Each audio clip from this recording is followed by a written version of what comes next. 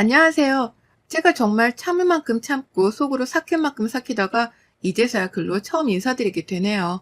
그간 많은 분들의 사연을 접하면서 시댁의 무시무시함을 익혀보던 저였는데 이번에 직접 그 무시무시함을 폭로해 보도록 하겠습니다.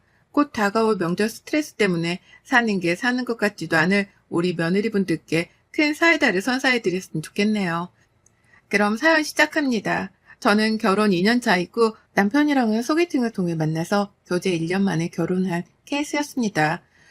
서로 알고 지낸 사이가 그리 오래되었다고 할 수 없었으나 또 그에 반해 서로가 여전히 설레고 완전한 이성처럼 느껴지는 건 좋았어요. 잘 지내다 보니 결혼하자마자 임신을 해서 지금은 딸아이 하나를 두고 있고요. 저는 대학 때부터 정말 치열하게 살았습니다.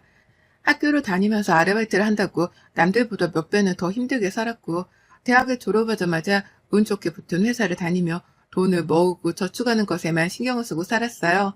어릴 적이 그리 부유하지 못했던 이유에서였죠.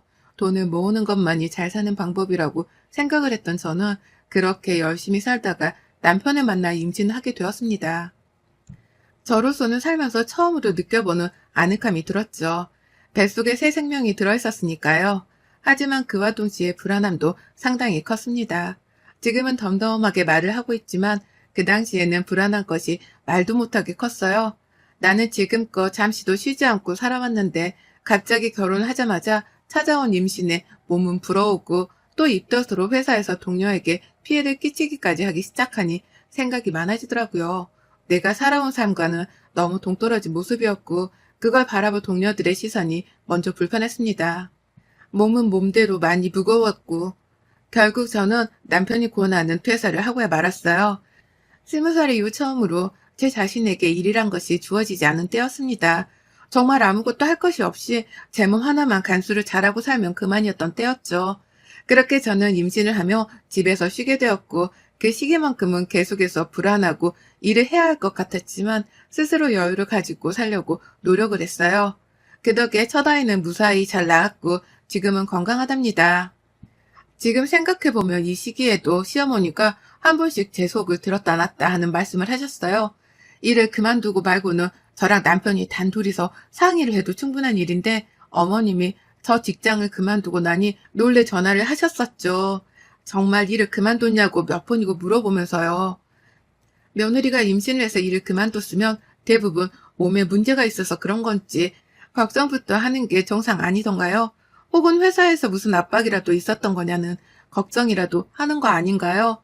하지만 어머님은 그 와중에 혼자 외벌이를 해서 임신한 와이프 뒷바라지까지 해야 할 저희 남편 걱정을 하더라고요. 급기야 대화의 끝에 걔는 무슨 잘못이 있다고? 나는 혼잣말을 하다가 애고도 없이 전화를 끊어버리셨답니다. 평상시에도 말을 흘리듯 흘리며 눈치를 주곤 하셨는데요. 임신하고 나서 듣는 이 말은 정말 듣기 거북했어요. 특히나 회사를 그만두며 살짝 자존감이 내려가 있던 상태였는데 이런 막말을 들으니 화도 났고요. 남편에게 털어놓고 속을 달래며 어찌저찌 풀고 넘기긴 했으나 그때 어머니께 받았던 상처는 아직도 남아있습니다. 그게 화가 나거나 힘들 때마다 제 머릿속으로 문득문득 튀어나오곤 했는데요. 그래서인지 저는 여전히 시어머니를 봐도 그닥 정이 가지도 않고 먼 남처럼 어렵게 느껴지곤 했어요. 어머님도 그걸 인지하고 계신지 태도를 참 이상하게 갖추셨고요. 남편이랑 아이랑 다 같이 시댁을 가게 되는 날이 찾아오면 어머님은 이전과는 달리 저에게 참 다정해지곤 하셨답니다. 혼잣말로 회사를 그만뒀다 핀잔을 주기도 하셨던 분이셨는데 저희 부부가 주말에 시댁을 찾아뵙겠다고 하면 최소 하루 전에는 꼭 먼저 전화를 해서 좋은 말씀을 해주셨어요. 아이가 보고 싶다느니 얼마나 잘 컸는지 얼른 확인하고 싶다느니 하셨습니다. 물론 옆에 남편이 있을 때에만요. 스피커폰을 켜서 영상통화를 굳이 해가면서 저희 아이를 보려고 하셨고 굳이 이런 따뜻하고 좋은 말들을 남편 앞에서 해보이려 하셨습니다. 세상 다정하고 착한 시어머니 행세를 하고 나서 저희가 시댁을 찾아가면요. 정말 눈에 훤히 보이도록 저희 아이랑 남편만 예뻐라 하셨어요. 물론 남편 밥상을 차려주면서 제 밥도 같이 주고 남편이 먹을 과일도 챙겨주면서 제 것도 하나둘 챙겨주곤 하셨는데요. 보면 과일 껍질은 벗겨지다 말거나 씨가 붙어있는 것들이었고 밥은 분명 김이 솔솔 나는데 그 와중에 식어버려서 딱딱해진 밥알들이 몇 개씩은 꼭 껴있었습니다. 돌인 줄 알고 뱉어봐도 쌀이니까 할 말이 없고 그렇다고 밥 잘 먹은 기분을 내자니 놀림을 받은 것 같아 속은 상했죠. 그렇다고 짜증이라도 내자니 어머님은 제 눈을 보지도 않으며 애기랑 놀고 남편한테 말을 거느라 바쁘고 저 혼자 속이 꽁해 꼭 토라져 있을 수밖에 없었습니다. 다만 저도 나이가 먹었고 어른이니까 그걸 겉으로 표현하지 않았을 뿐이었고요. 어머님은 여전히 제가 일을 하지 않는 것을 못마땅해 하시는 듯 보였어요. 전화로 일을 그만둔 게 정말이냐면서 눈치를 주는 것도 제가 일을 그만두면서부터였으니 눈치껏 생각을 해봐도 제가 퇴사를 한 것이 가장 마음에 안 든 게 분명해 보였습니다. 하지만 제가 할 수 있는 건 없었어요.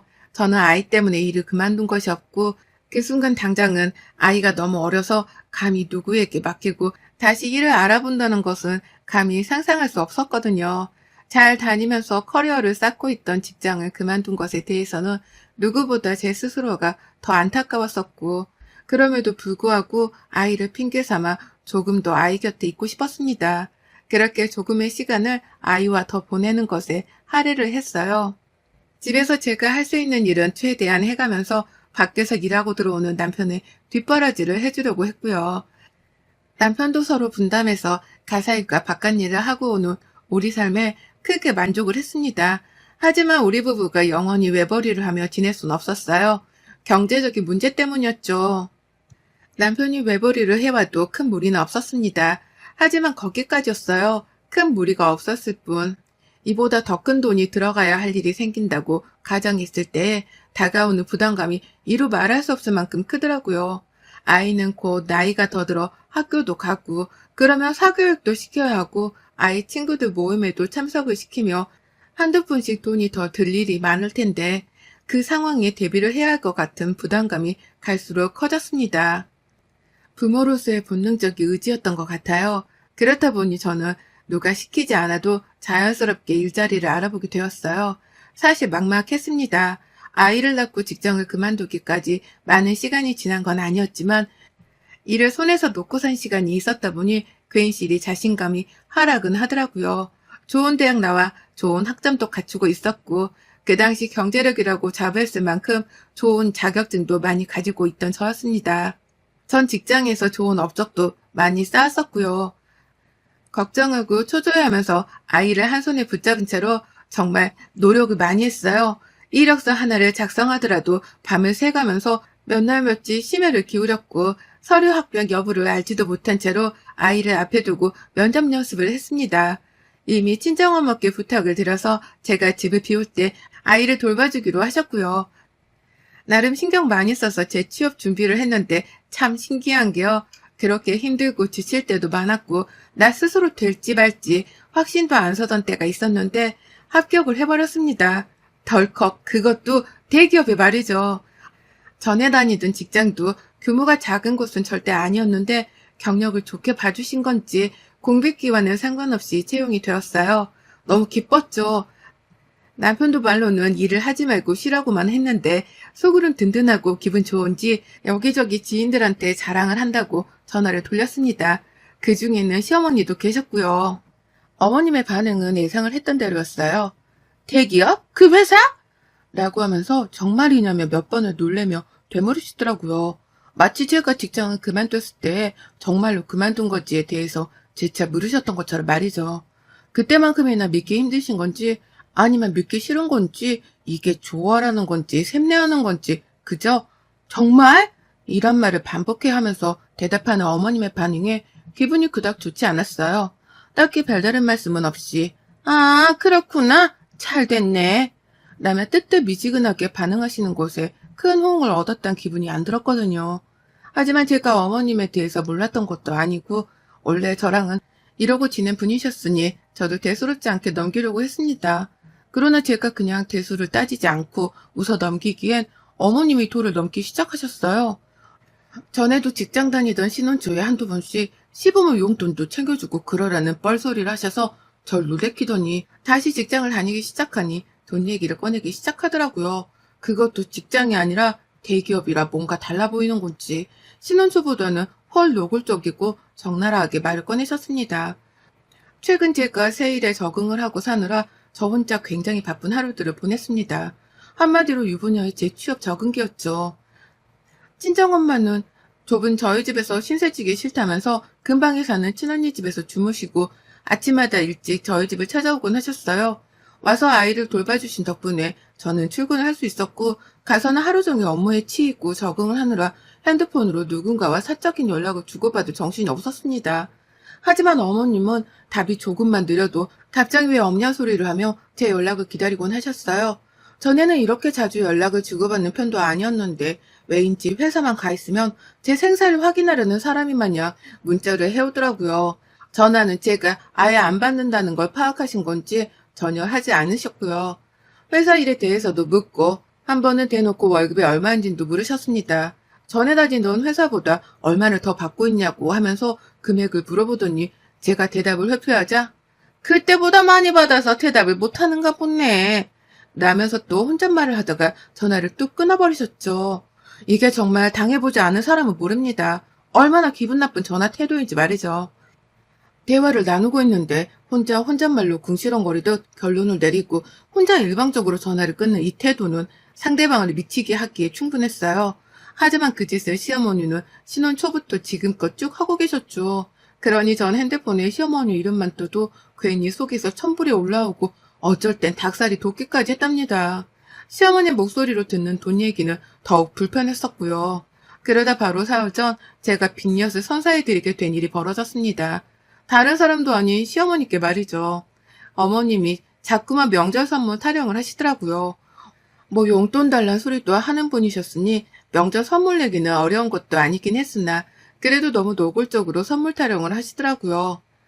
추석이 다가오는데 니네 회사에서 뭐 나오는 것도 없냐? 대기업이면 정규직이 직원들한테는 명절이라고 선물을 준다던데 아니 요즘에는 포상금이 나온다냐?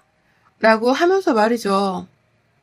여기서 어머님이 말씀하신 포상금은 바로 인센티브였습니다. 어디서 들은 건 있어서는 대기업에서 혹시나 인센티브를 받지 않는지에 대해서 확인을 하시더라고요.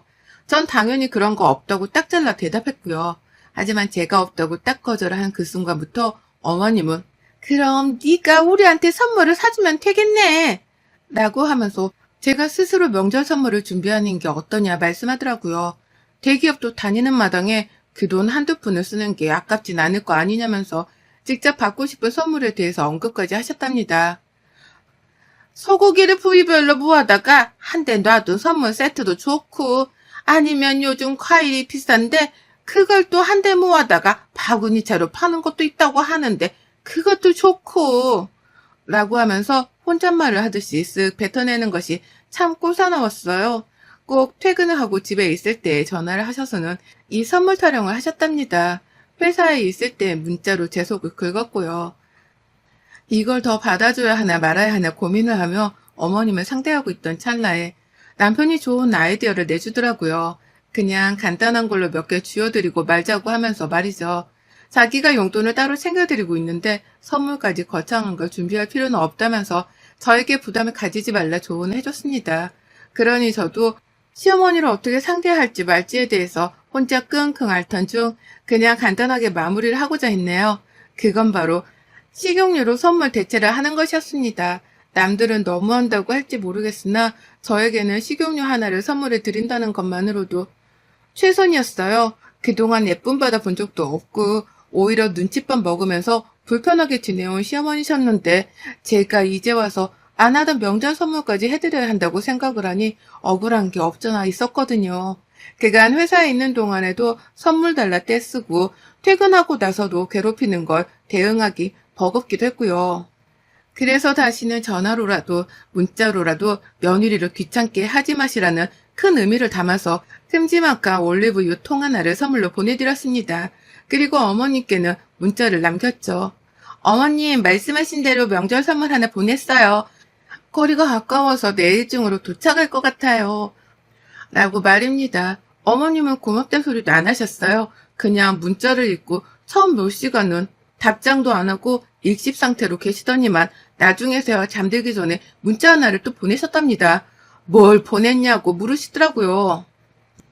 그래서 일부러 카톡을 읽지 않고 피했어요. 어머님 반응 좀 보려고요. 그리고 다음날 어머님은 택배를 받은 건지 너 좀 와라 집으로 라는 문자를 보내셨답니다.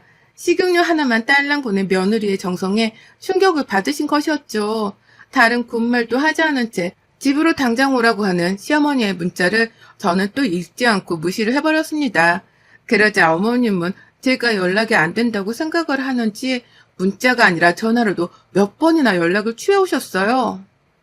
선물을 보내달라고 하도 닥달을 해서 뜻대로 보내줬더니만 이번엔 선물이 마음에 안 든다면서 집으로 오라 말하라니 정말 며느리 하기를 개떡으로 아는 분이구나 싶었답니다. 그래서 더 화가 나 시어머니 연락은 일체 받지 않았어요. 집에 가고 나서까지 말이죠. 하지만 시어머니는 제가 생각한 것보다 훨씬 더 독한 분이셨고 제가 일방적으로 연락을 받지 않자 화가 많이 나서는 남편에게까지 전화를 해가면서 들듯 볶아대기 시작하셨답니다. 전화를 받은 남편한테는 마누라 단속을 똑바로 하라고 소리까지 치면서 저를 바꾸라 하셨다네요. 그 바람에 같이 집에 있다가 저는 시어머니의 막말에 기분이 된통 상했고 남편은 중재를 한다며 전화를 들고 방으로 들어갔고요. 한참이 지나서야 나온 남편이 그러더라고요.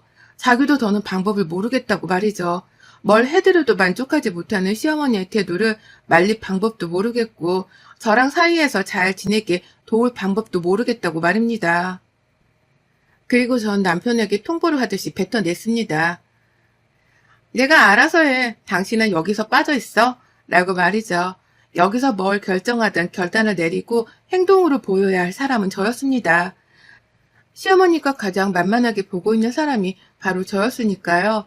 그리고 전 시어머니께 가르쳐드려야 했어요. 남편이 따로 용돈도 챙겨드리고 있고 나는 경제적으로 지원을 받은 것도 없고 빚을 진 것도 없으니 이런 취급을 받는 게 부당하다는 걸 말입니다. 그리고 전 그날 밤 잠을 자지 못했어요. 급하게 시어머니께 보낼 새로운 명절 선물을 준비하느라고 말이죠. 시어머니께 명절 선물을 달라는 말로 일이 닥달을 받을 줄 몰랐지만 그렇다고 해서 욕까지 얻어먹을 줄은 몰랐던 저였기에 나름 정의감도 불탔습니다. 우리 시어머니만큼은 아니시길 바랬으나 딱 보니 전형적인 며느리를 구워 삶으려는 시어머니 같아 보이길래 저도 제 성질머리를 보여줘야겠다 싶었던 거죠. 그리고는 바로 새로운 시어머니의 명절 선물을 보내드렸답니다. 일부러 로켓 배송으로다가요. 바로 엿을 말입니다. 제가 준비를 한 건 바로 허연 엿이었습니다. 시어머니 드시라고 맛나고 달달한 엿을 준비해드렸네요. 엿 하나만 로켓 배송으로 보내는데 최소 주문 금액이 필요하길래 뭐 어떠냐면 엿을 더 사기까지 했습니다. 그리고는 시댁으로 보내는 결제를 했고 기다렸어요. 무슨 반응이 나올지 너무 궁금했습니다. 아니나 다를까 시어머니는 엿 선물을 받자마자 혈압이 치솟아 올랐던지 너 집에 오라니까 라는 음성 메시지를 보내시기까지 했어요. 단 한 번도 음성 메시지를 보낸 적이 없으셨는데 제가 문자를 안 읽을 걸 예상하셨던지 다급하게 음성으로 연락을 취해오셨습니다. 저는 무슨 말씀 하셨나 싶어 궁금한 나머지 문자를 읽어버렸고요. 목소리에서 화가 나 떨리고 다급해하는 그 기분이 그대로 전달이 되었고요. 저는 그것만으로도 제 계획이 성공했다는 생각에 웃음을 참을 수 없었습니다. 그리고 시어머니께 대답했죠. 왜요? 지금 일하는 중이에요. 라고만 말이죠. 아무것도 모른다는 듯이 바쁜 척을 해가며 대답을 했더니 어머님은 기세를 못 참고 남편한테 연락해서는 제 뒷담화를 신랄하게 까셨더라고요. 정확히는 며느리가 어쩜 이러냐면서 울먹이기까지 하셨다고 합니다. 며느리한테 명절 선물로 엿을 받을 줄은 꿈에도 몰랐다고 하시면서 말이죠. 남편한테 이게 도대체 어떻게 된 일이냐면서 한참을 붙들고 자기 좀 위로해달라고 몇 번을 울컥하면서 숨을 들이마셨다고 해요. 내가 살다 이 나이에 엿 선물을 다 받아보네. 이걸 달다고 빨아먹을 수도 없고 그렇다고 명절 선물이라 받아낼 수도 없고 어떻게 이러냐 네 와이프가 라면서 신세 한탄까지 하셨다고 합니다. 전 이걸 어떻게 알았냐고요? 남편이 한참 시어머니를 달래주고 위로해주다가 뒤늦게야 당황해서 사실 확인을 한다며 저한테 연락을 해서는 알려줬네요. 집에 엿이 도착했다는데 진짜야? 당신이 보냈어? 라고 하면서 저한테 확인을 하겠다고 전화를 해왔고요. 저는 사실대로 말했습니다. 식용유 선물로도 만족을 못하시는 것 같길래 내가 엿도 보내드렸어. 그럼 내가 무슨 말을 하고 싶은지에 대해서 정확히 알아들으시려나 싶어서 라고요. 그러자 남편은 저의 패기에 충격을 받은 건지 놀라서 아무 말을 못하더라고요. 그러신 것 같아. 엄마가 꽤 충격을 받은 것 같긴 하셨어. 라고 하더니 이내 덤덤하다는 듯 차분히 전화를 끊었습니다. 그리고 전 그제서야 다시금 어머니께 문자를 보냈어요. 엿 잘 받으셨어요? 라고 말이죠. 시어머니는 답장을 못하고 저는 그 타이밍을 놓치지 않은 채 다시금 연락을 드렸습니다. 엿 잘 받으셨냐고요? 라고 말이죠. 하지만 어머님은 이번에도 답장이 없으셨습니다. 엿을 보낸 걸로도 모자라 엿 잘 받았냐는 질문을 당당하게까지 하는 저의 패기에 2번, 3번 놀라셨던지 어머님은 입을 완전히 다물어버리고 마셨네요. 덕분에 저는 당당하게 엿을 보낼 줄 아는 정신나간 며느리가 되었고 이제는 어머님의 친상스러운 연락들이 더는 부담스럽게 느껴지지 않게 되었답니다. 언제든 엿을 또 보낼 각오가 되어 있으니까요. 어머님, 또 저한테 선물 타령해보세요. 그땐 호박엿이며 물엿이며 아주 종류별로다가 바리바리 싸서 보내드릴게요. 여러분의 생각은 댓글로 남겨주세요. 오늘도 시청해주셔서 정말 감사합니다.